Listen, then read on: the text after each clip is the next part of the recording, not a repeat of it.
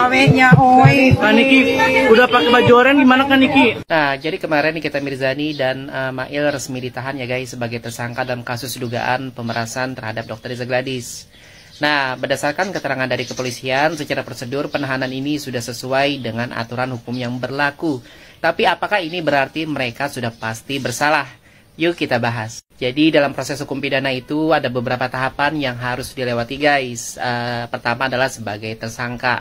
Nah, saat ini kan Nikita Mirzani dan Mail masih berstatus sebagai tersangka.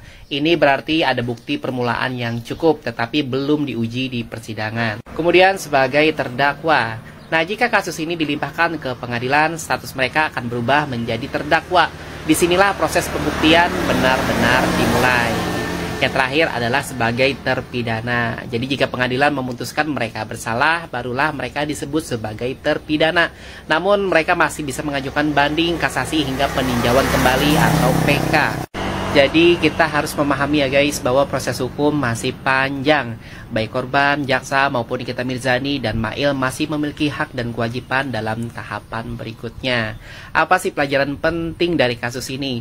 Nah, di era digital seperti saat ini guys, kita harus berhati-hati dalam berkomunikasi dan melakukan segala perbuatan.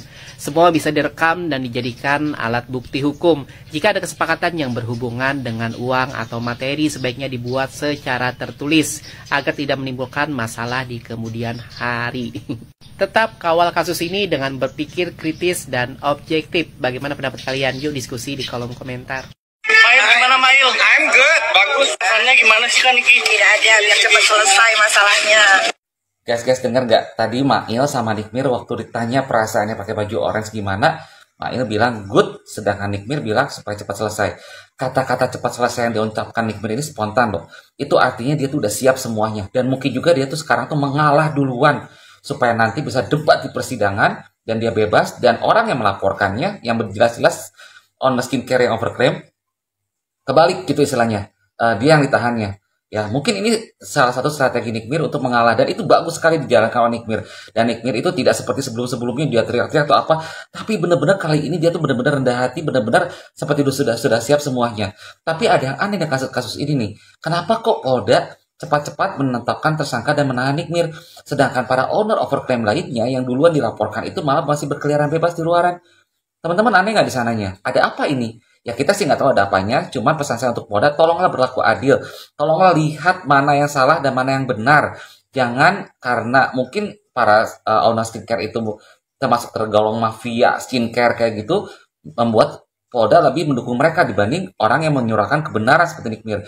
Dan menurut gua pribadi nih, kalaupun seandainya Nikmir memeras owner yang memiliki skincare overclaim itu gue pribadi mah wajar, malah gue bilangin ke ownernya itu puas gitu. Salah sendiri dia jual kosmetik, jual skincare yang overclaim, bener nggak? Coba kalau dia nggak jual kan nggak mungkin ini semua terjadi, bener nggak? Kayak gitu, puas. Nah, walaupun seandainya Nikmir terbukti memeras nih dan masuk penjara, kita tetap mendukung Nikmir karena Nikmir ini buat gue pribadi tuh wanita Robin Hood loh. Teman-teman tahu nggak cerita Robin Hood? Robin Hood itu seseorang perampok dan hasil rampokan itu dibagiin ke rakyat miskin. Demikian juga Nikmir nih. Mungkin dia memeras supaya si owner skincare-nya itu berhenti tidak menjual produk overclaim. Dengan kata lain untuk menyelamatkan semua masyarakat dari skincare yang overclaim.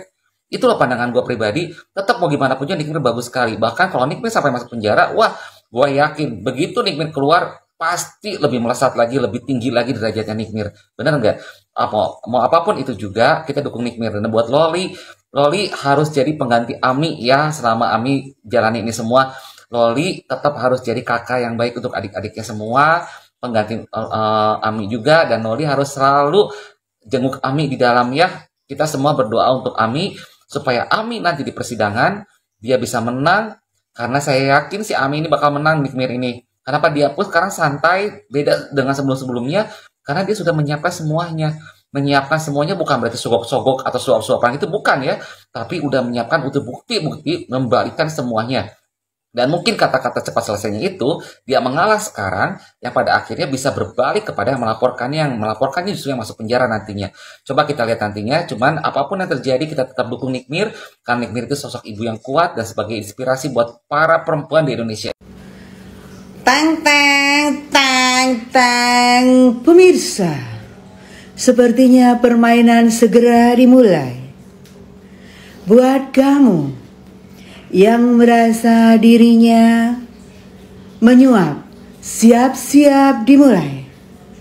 Dan buat kamu yang merasa dirinya menyuap, hati-hati. Sepertinya start. 2, 3, go. Mulai. Halo guys, oke guys, barusan aku baru selesai live streaming ya, berapa jam tidak buka-buka TikTok.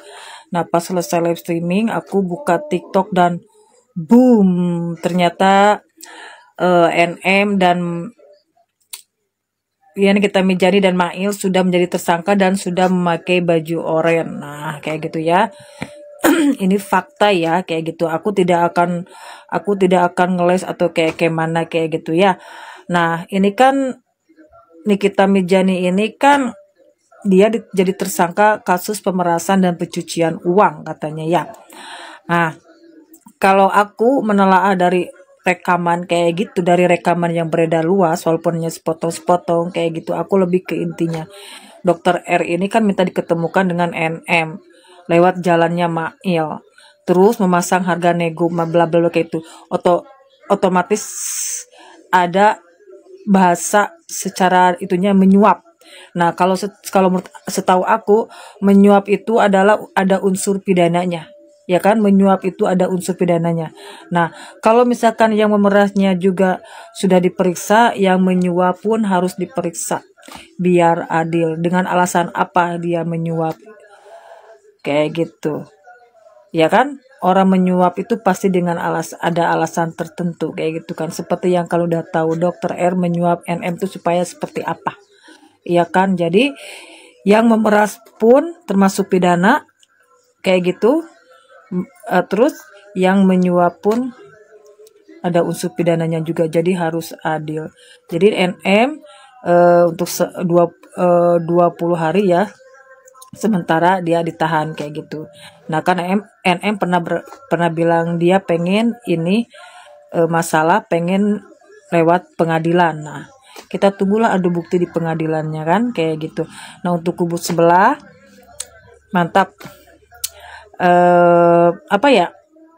diamlah, mulai agak diamlah. Sekarang kan yang kalian mau udah memakai baju oranye ya. Nah setelah memakai baju oranye, apakah yang si penyuap itu masih berkuar-kuar atau kayak mana? Nah, udah aku skip itu. Nah, cuman aku minta ke Bapak kepolisian ya. Salah satu owner dari geng R itu adalah SS.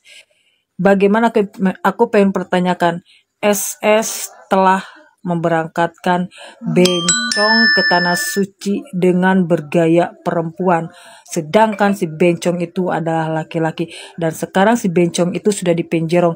Kenapa travelnya juga belum dipenjerong atau belum diperiksa, masih bebas berkeliaran? Itu harus adil, karena itu jatuhnya sudah menistakan agama.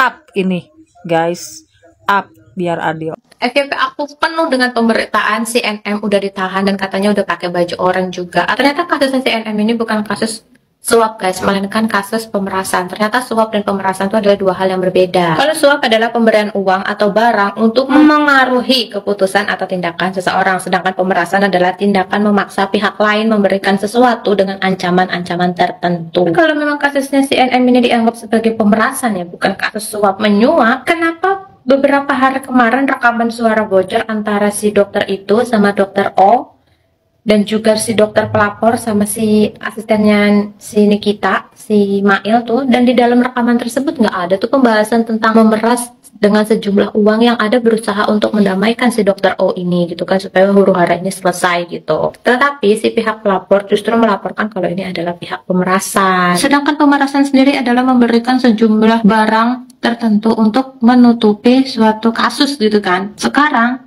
lu punya masalah apa atau ada problem apa nih sehingga takut gitu terus ngasih sejumlah uang? Berarti ada sesuatu yang ditutup-tutupi oleh si pihak pelapor karena takut dibongkar gitu kan. Dan logika anehnya lagi, kalau memang kamu tidak menyimpan sebuah rahasia, ngapain juga kamu ngasih dia uang? Kan logikanya aku nggak berbuat salah apapun, ngapain aku ngasih uang? Kasus ini kalau sampai di pengadilan bakal seru banget.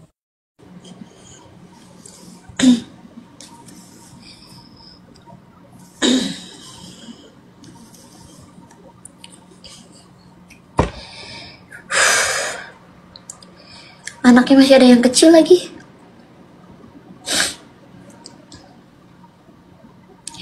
Jadi zaman dulu tuh kan Niki, zaman dulu banget. Pas masuk pas Aska masih bayi, itu aku udah kenal sama Kak Niki. Aduh, Kak Niki mau ada-ada aja ah. Kasian anaknya. Ya Allah. Ada-ada aja ini mah.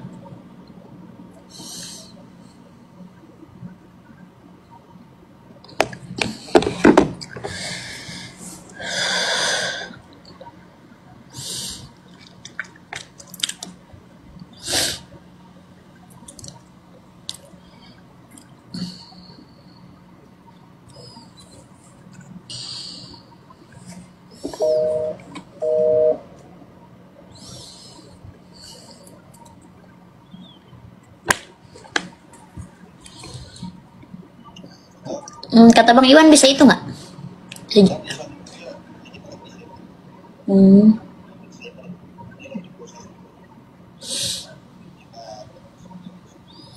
Duh, kasihan ya.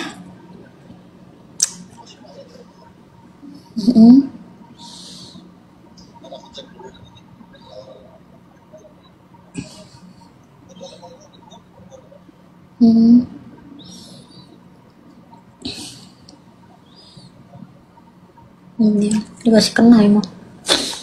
Aduh, itu mah kayak ini, kayak kasusnya Koapek, bentar doang TSK-nya, ya kan?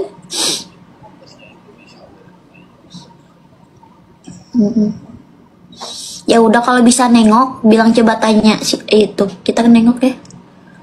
Ya.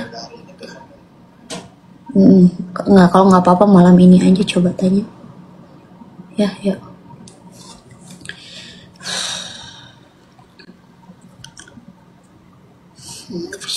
Gimana ya?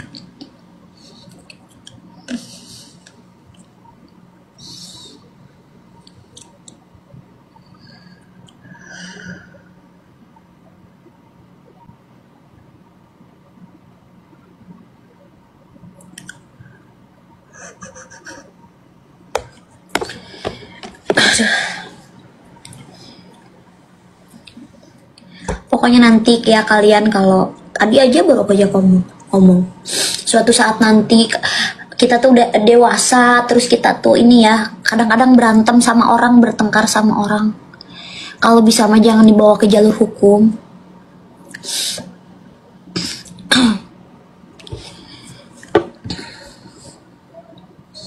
Kayak ini apa namanya tuh, kalau bisa mah kekeluargaan gitu guys, kayak kalau bisa sih ya, tapi kan nggak tahu ya kalau orang kalau udah kesel banget.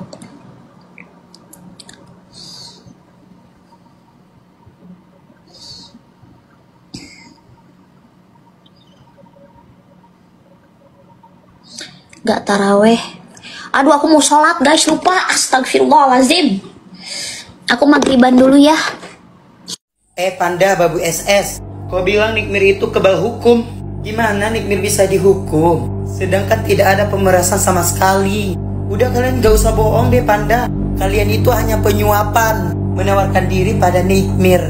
Nih ya, nih gua kasih tahu nih sama lu. Kalau lu napak tilas ya ke belakang ya, gue itu bersatu sama dia. Urusan gue apa? Sahrul ya. Urusan skincare nih bisa kalian lihat ya, gue nggak pernah grecokin dagangan orang nih, asal lu tahu. Lu cari konten gue yang grecokin dagangan orang ya.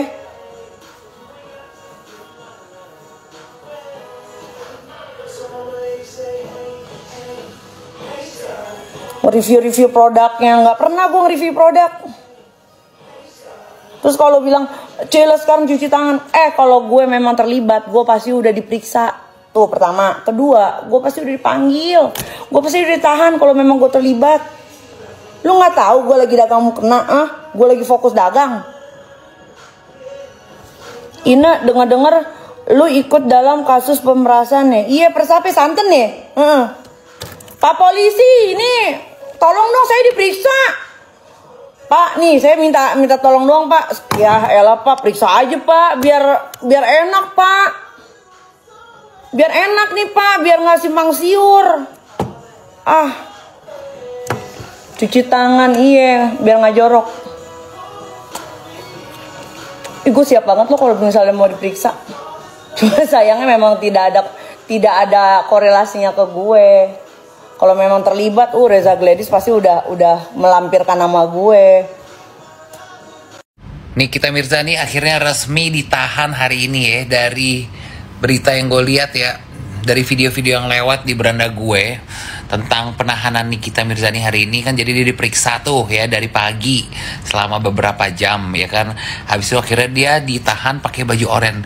Dari beberapa video yang gue lihat, gue simpulkan ya bahwa kamera wartawan itu nggak semuanya bagus ya. Jadi ada yang emang bagus gitu ya, ada yang burik banget, udah gitu ada juga yang burem, habis itu kayak nggak stabil gitu, geter-geter kayak gempa bumi gitu ya. Gue bingung kadang-kadang kan wartawan kan, itu kan maksudnya kayak menurut gue kayak kamera, bukannya wartawan itu pasti ada kamera ya, maksudnya kameranya yang dari perusahaan gitu, yang ibaratnya bisa jernih banget gitu. Kok ini kayaknya ada yang burik, ada yang bagus gitu Padahal menurut gue kayak penting sih kalau wartawan itu punya kamera yang clear ya, karena itu kan bagian dari pekerjaannya gitu loh. Jadi gimana ya, menurut gue sangat amat penting punya kamera yang bagus gitu. Tapi nggak apa-apa lah ya, intinya itu doang sih yang gue tangkep. Suap itu dilakukan ke aparatur negara atau penegak hukum agar mempengaruhi kebijakan kalau di Indonesia. Nah, kalau kasus ini lebih ke pemalakan. Ini kibul, bukan badan negara katanya. Nah, berarti ya kelihatan ya di sini si aparatur negara kayaknya iri deh sama Nikita Mirzani. Makanya sekarang yang dibully adalah si Nikita Mirzani. Si Reza Gladys harusnya salah. Jawabnya bukan sama Nikita Mirzani ya, sama aparatur sipil harusnya. Salah loh ya. Ini salah sih loh dari awal.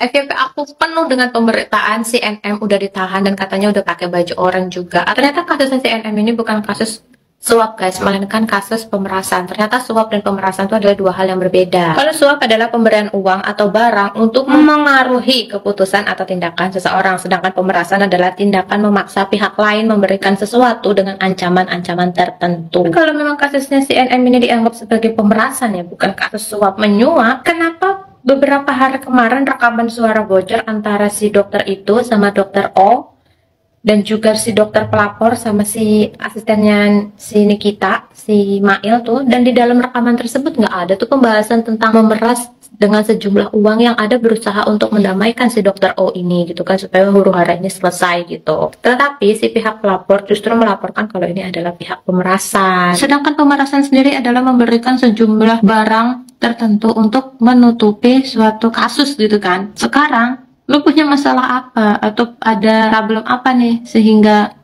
takut gitu terus ngasih sejumlah uang? Berarti ada sesuatu yang ditutup-tutupi oleh si pihak pelapor karena takut dibongkar gitu kan. Dan logika anehnya lagi, kalau memang kamu tidak menyimpan sebuah rahasia, ngapain juga kamu ngasih dia uang? Kan logikanya aku nggak berbuat salah apapun, ngapain aku ngasih uang? Kasus ini kalau sampai di pengadilan bakal seru banget. Kenapa hanya Nikita Mirzani saja yang dipenjara, yang dipojokkan, yang disalahkan? Padahal jelas dalam Islam bahwa orang yang menyuap dan menerima suapan, dua-duanya itu bersalah. Ar-Rashi wal murtasi finnar. Harusnya Reza Gladys ini juga diperiksa. Karena kenapa ia harus capek-capek menyuap kalau tidak ada hal yang perlu dibungkam? Nah ini nih. Ini tolong dong. Nikita Mirzani masuk penjara. Mail pun juga asistennya. kubu sebelah lagi berpesta. Kubu sebelah. Pokoknya banyak yang sekarang lagi bersenang hati, lagi bersukaria dengan kabar Nikita Mirzani. Tenang dulu, masih ada persidangan.